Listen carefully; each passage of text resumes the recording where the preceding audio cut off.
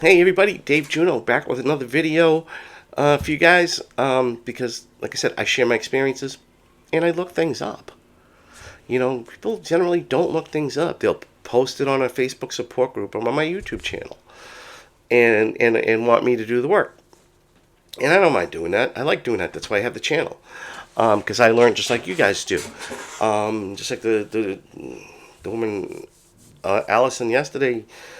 With her diet that she was posting about, and yeah, she went a little overboard, but it was for good reason. Believe me, she's just trying to help people like me. So this is a question that gets asked a lot in groups, and I've seen it before. I've been in groups now for 7 years. I've seen them. I've seen almost every question. One question that aggravates me is, sex? Does it bother you with sex? No, we're not a sex site. Sorry, but red ear. Okay? Because a lot of people ask, is red ear part of Meniere's disease? Technically, no, it's not. It's technically not a symptom. But red ear, the causes of it, because I looked it up, and that was the thing I looked up too, if it was part of Meniere's disease, and it said no. But then it lists a couple of things, and the first cause it listed, fight or flight response. Anxiety or stress, or both. Because let's face it, when we get into an attack, we're stressing. A lot of us, we don't know why we get an attack. We don't know why it's happening. We don't know this. We get all worked up, and then our ears can go boom. And I get it too. And usually mine happen before I have an attack. So I'm usually already stressed out, and then my ears will get red. So yeah, it happens to me. So that's kind of why I was doing the video, because it happens to me. I always wondered why, and then I had a red shirt on, and it reminded me of it. So, yeah, that happens to me. You're not alone in that fact. It's technically not part of Meniere's, but fight or flight, we get into that mode, okay, with this disease. We do, and it's an awful disease, So that is one of them. Now, the other ones might not pertain to Meniere's disease, but could trigger it, I guess. Allergies can make your ears that bright red. Hormonal, I don't. Sorry, hormones. I have hormones. You have hormones. And our whatever. I don't understand hormones. I've heard the term raging hormones, but I don't really understand it, so I'm not going to get into the hormone part. But it could be hormonal. I guess if a woman's having a period. That makes sense? Side effects from beds. Bingo. That could be a reason too. It could be a medication that you're taking for something completely different from Meniere's that's causing this, causing your red ear. Okay? Unfortunately for me, my red ear didn't start till I had Meniere's. So, but my face also gets red too. But, yeah, it could be from a side effect from medication, which is something you'd want to talk to your doctor about. And I don't think you might see it listed on a lot of medications, I'm just trying to think of something off the top of my head, like Lexapro. I don't think one of the side effects is going to say red ears, so you might want to talk to your doctor if you're getting that from maybe a medication. Outer ear infection, another one you want to talk to your doctor about, because ear piercings. People love to get ear piercings lately, and that daith piercing, if that gets infected, that's an outer ear. You might need to take antibiotics or get an antibiotic for it to clear that up, which is something you want to do because you don't want a little infection turning into a big infection. Okay? Now, in my case with diabetes, in the summer I had a foot infection. And I literally caught it just before it went crazy, but they told me if I didn't have it checked, because I literally called because my foot was swollen, and they said if I didn't come in to have it checked within a couple of days, that thing would have been nasty.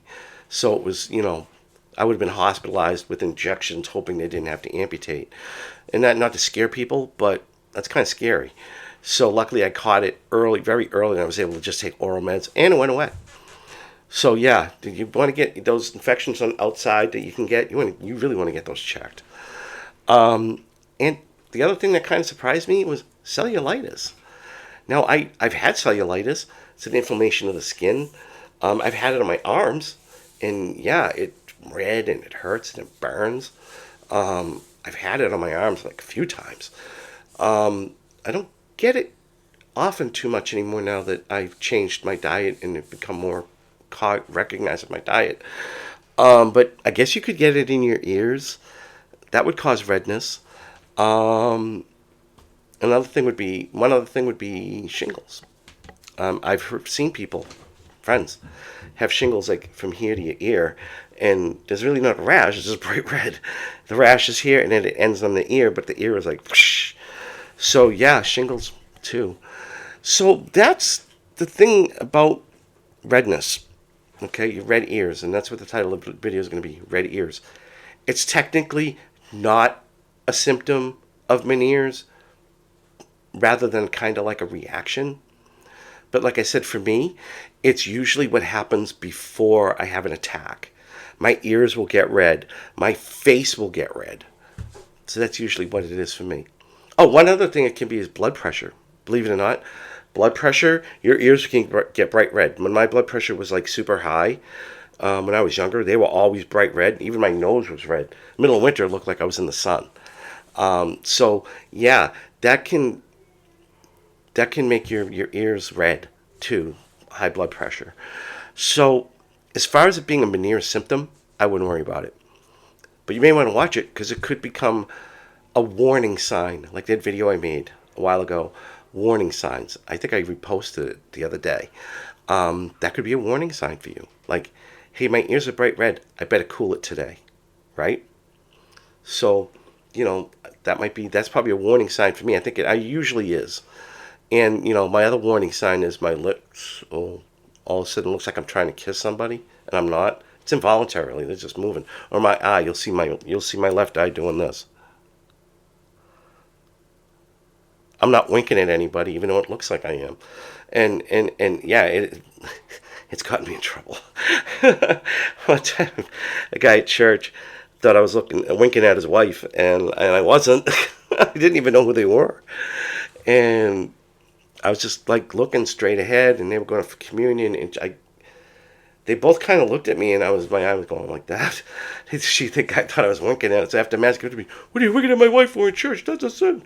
And I was like, "I'm not winking at your wife, man. I'm having an involuntary movement. I'm sorry. I mean, she's pretty and everything, but I'm not winking at her. Believe me, I have my own wife that I like to wink at." And he was cool. They were cool. They laughed. Now if they see me at church, they come up to me and they go like that. But it was just kind of funny. But so yeah, those are kind of like my warning signs. So on that note, hey guys, I hope you're all having a great week. What's funny is my mornings are starting out rough, but by the middle of the day, I'm cool. So lately, I think it's the flare that I'm in, and thinking back and why I keep a journal is it tells me that fall is a bad time for me. It's not really a good time. So on that note, I will talk to you all later. Take care. Bye.